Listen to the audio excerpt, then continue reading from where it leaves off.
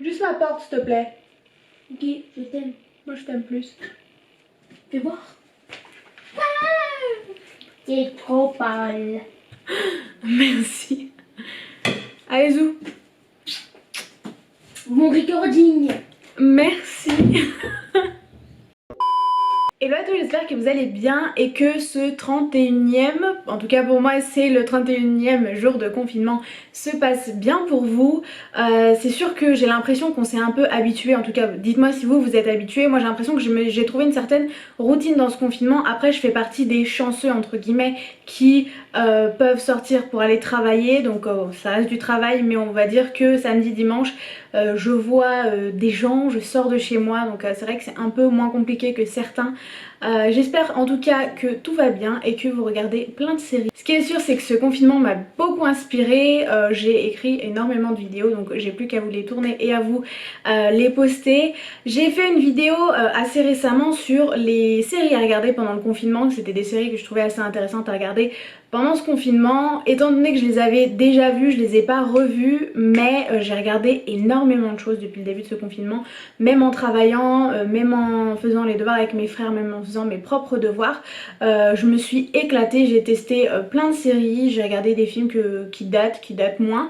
Donc j'ai décidé aujourd'hui de vous en faire une vidéo, de vraiment, sans spoiler quoi que ce soit, vous dire ce que j'ai fait, enfin ce que j'ai regardé pendant ce confinement. Bien évidemment il n'est pas encore terminé, donc je pense que la liste va s'agrandir. Je vous ferai peut-être un volume 2 d'ailleurs, dites-moi juste si ce format de vidéo vous plaît, comme ça sans spoil et assez spontané, il n'y a rien d'écrit de toute façon. Donc voilà, j'espère vraiment que la vidéo va vous plaire, c'est parti. La première série que j'ai regardée pendant ce confinement, ça a été la série The Resident. Je l'ai regardée sur Canal+, enfin sur le replay de l'application de Canal+. Il y avait la saison 1, en fait à la base je l'avais commencé en streaming et puis j'ai vu qu'elle était sur Canal+, donc j'ai vraiment sauté sur l'occasion. The Resident c'est une série qui arrive d'ailleurs bientôt sur TF1, c'est une série médicale un peu à la Grey's Anatomy. Et c'est vrai que j'en ai testé des séries médicales où j'ai pas accroché, parmi elles il y a eu The Good Doctor, il y a eu Chicago Med que j'avais regardé et que j'ai totalement décroché, donc là j'avais un peu peur, mais j'adore vraiment l'acteur et l'actrice principale. Donc l'acteur il a joué Logan dans Gilmore Girls, je vous le mettrai en photo juste ici, et l'actrice donc elle s'appelle comment dans la vie, Emily quelque chose je crois. Je sais plus du tout, mais elle a joué dans Revenge, donc Emily Amanda dans Revenge, et pareil c'est une actrice que j'aime beaucoup, elle avait aussi joué dans Brothers and Sisters à l'époque, voilà, je l'aime beaucoup. Ça reste une série médicale mais j'ai bien aimé la façon dont elle était faite, bien évidemment elle ne dépassera jamais mon Grey's Anatomy, mais j'ai bien aimé la dynamique entre les personnages, on a des personnages assez intéressants, assez variés, je retrouve même certains traits de caractéristiques par exemple de Christina Yang dans d'autres personnages. Je fais beaucoup la comparaison entre Grey's Anatomy et The Resident, honnêtement c'est vraiment une super série et comme elle va passer sur TF1 n'hésitez pas hein, à changer de chaîne et à regarder, c'est toujours intéressant de découvrir de nouvelles séries. J'ai regardé que la première saison par contre parce que c'était la seule disponible sur Canal+, et après j'avais un peu la flemme de faire du streaming et puis j'avais d'autres choses à regarder, il y a eu l'arrivée de Disney+, et plein d'autres séries aussi. Donc voilà, j'en suis qu'à la saison 1, donc mon avis vraiment il est pour la saison 1, la série est assez bonne, elle est pas non plus fifole hein, mais voilà, je vous la conseille. La deuxième chose que j'ai regardée, et d'ailleurs c'est pas du tout dans l'ordre mais je fais un peu avec ce dont je me souviens, c'est la saison 3 de The Handmaid's Tale. Je l'ai fini juste hier. Quand la saison 3 est sortie j'étais pas trop dans le mood alors que j'avais enchaîné les deux premières saisons. La saison 3 est sortie, j'étais pas dans cet état d'esprit dramatique, honnêtement je voulais que des séries positives et j'ai regardé presque que des séries cucu à l'époque où la saison 3 est sortie, et là du coup j'ai eu envie de me replonger dedans donc je l'ai regardé directement sur OCS et j'ai adoré. Par contre j'ai versé je pense presque toutes les larmes de mon corps, et surtout au dernier épisode de la saison 3. C'est vraiment une super série. Je sais pas si j'en parlerai dans une revue ou quoi que ce soit, j'ai pas prévu d'en faire, mais si vous regardez la série et si vous avez envie qu'on en parle un petit peu, n'hésitez pas à me DM sur Instagram, il n'y a aucun problème. J'adore parler de séries donc il n'y a pas de souci, je vous répondrai directement. La troisième chose que j'ai regardée pendant ce confinement, c'est la saison 1 et seule et unique saison de The English Game. Donc c'est une série qui est sortie sur Netflix. C'est une une mini-série en fait, c'est qu'une saison, il n'y a pas de saison 2 qui est prévue ou quoi que ce soit. C'est dans une de mes époques préférées au niveau des séries, c'est l'époque victorienne, et là par contre c'est un sujet que qui ne m'intéressait pas forcément à la base, c'est les débuts du football. Sauf qu'en fait, en regardant la bande-annonce, j'ai vu les costumes, j'ai vu un peu l'état d'esprit de la série et puis l'époque comme je vous ai dit, et je suis tombée amoureuse de la série, donc j'ai décidé, enfin de la bande-annonce en tout cas, j'ai décidé de regarder la série et c'est vrai qu'elle était très intéressante. Je vais d'ailleurs en parler dans une autre vidéo sur les séries un peu comme ça de l'époque victorienne. Ça reste quand même une série assez mixte dans le sens où même si à cette époque le football c'était que pour les hommes et que l'histoire en général elle est très centrée sur l'homme et non la femme, il y a cette dose de féminité dans la série et vraiment j'adore, il y a un bel équilibre. C'est une série que j'ai conseillée et voilà, moi c'est plus l'époque qui m'a intéressée et j'étais ravie. La série elle est vachement courte, je crois qu'elle fait 6 ou 8 épisodes, je vous le mettrai de toute façon juste là maintenant, mais voilà, elle est courte, elle se regarde vraiment en une après-midi. Moi c'est le genre de mini-série que je considère plutôt comme un long film plutôt qu'une simple série. La 4e série que j'ai regardée, ça a été bien évidemment la saison 4 de La Casa de Papel. Je sais que je vous avais promis une revue sur La Casa de Papel et promis, je vous la ferai. C'est juste que là j'ai été inspirée par d'autres séries et par d'autres sujets, donc j'ai préféré écrire sur ça et mettre entre parenthèses La Casa de Papel. De toute façon la série n'est pas encore terminée donc j'ai mon temps.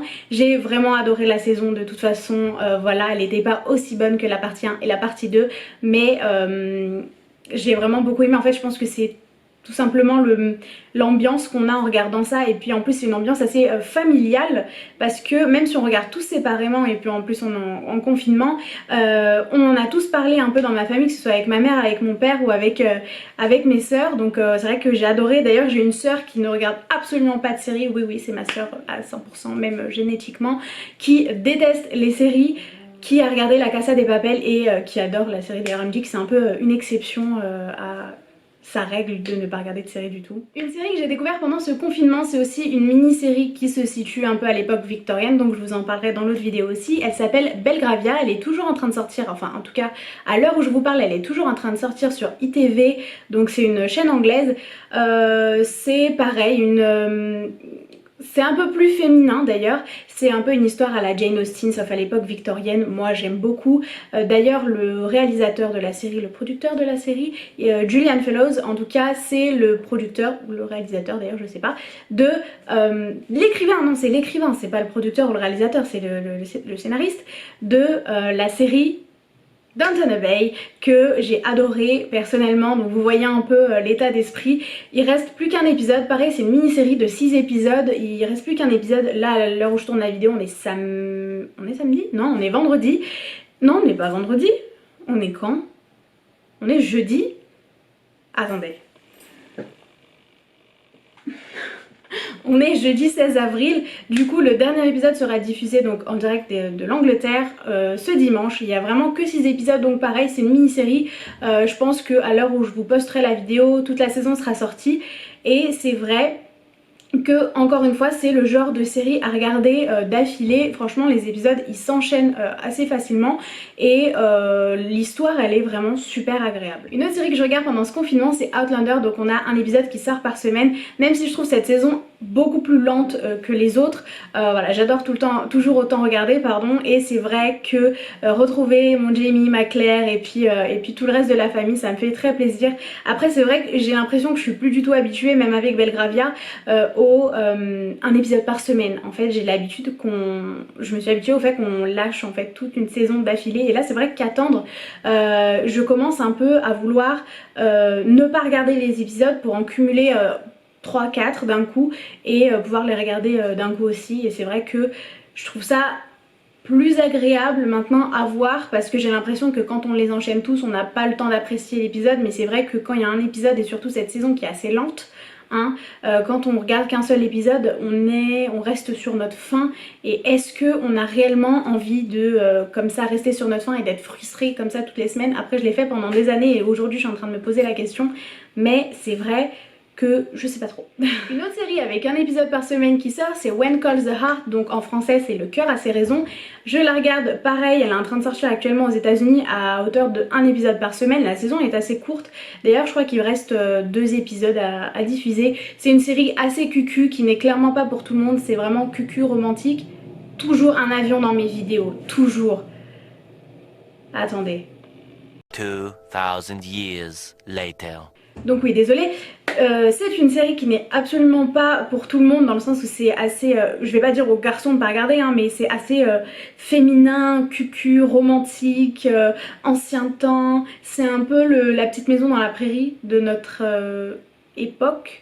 Voilà, c'est dans la même époque d'ailleurs, mais ça a été tourné actuellement. C'est avec Erin Krakow, donc je sais pas si vous la connaissez, moi je l'ai connue dans American Wives, donc une série qui était diffusée sur TF1 à l'époque à 17h, je me souviens aussi. Bref, on s'en fout totalement, mais voilà, c'est une série que j'aime beaucoup et à contrario de Outlander, c'est assez lent, mais un épisode par semaine me suffit. C'est pas le genre de série que je binge watch. J'ai aussi regardé un film, d'ailleurs c'était hier soir en lissant mes cheveux si vous voulez tout savoir. C'est le film qui est sorti sur Netflix qui s'appelle Love Wedding Repeat.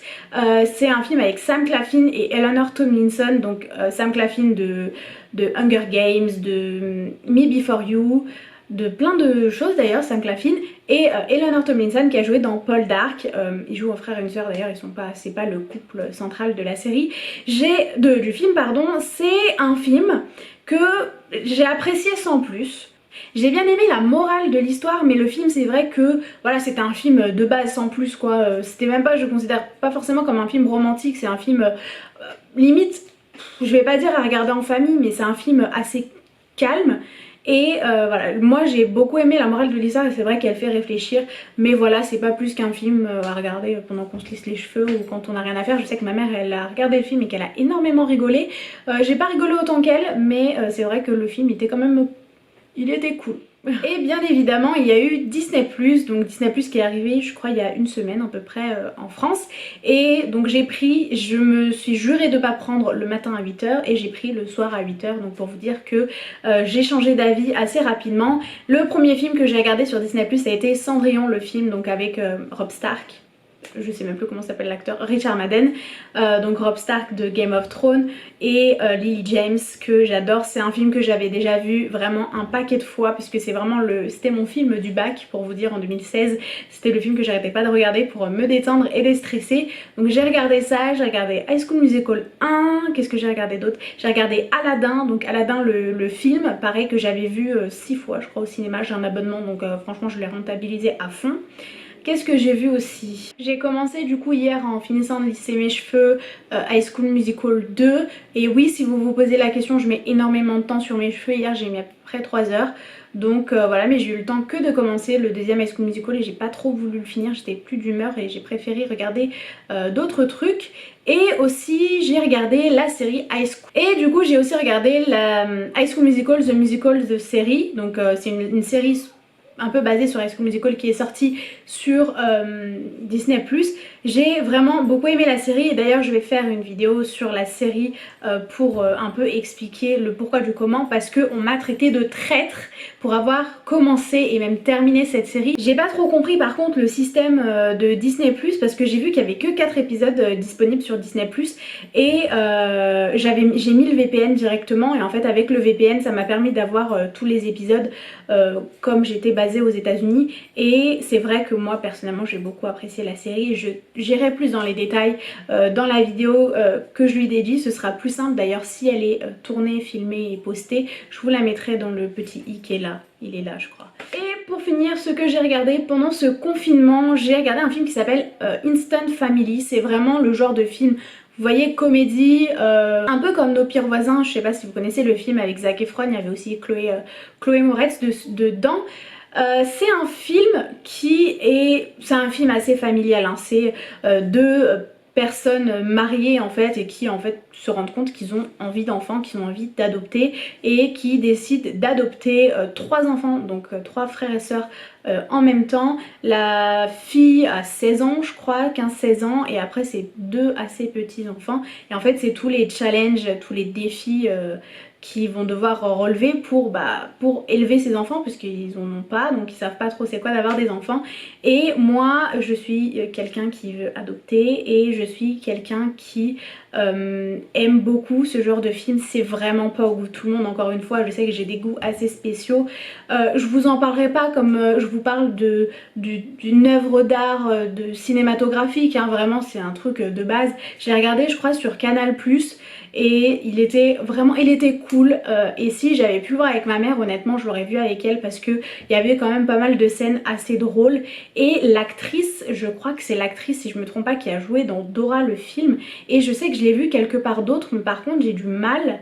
Enfin l'actrice qui joue la fille de 16 ans, j'ai du mal à me souvenir où, mais pareil, je vous le mettrai juste en dessous si jamais j'ai trouvé au moment où je monte la vidéo. Donc voilà, c'est tout pour cette vidéo, j'espère réellement qu'elle vous a plu, j'espère que le confinement encore une fois se passe bien pour vous. Dites-moi ce que vous avez regardé pendant le confinement, est-ce que vous regardez toujours d'ailleurs parce que le confinement n'est pas terminé. Voilà, n'hésitez pas à commenter, je vous fais plein de gros bisous et je vous dis à bientôt. Bye.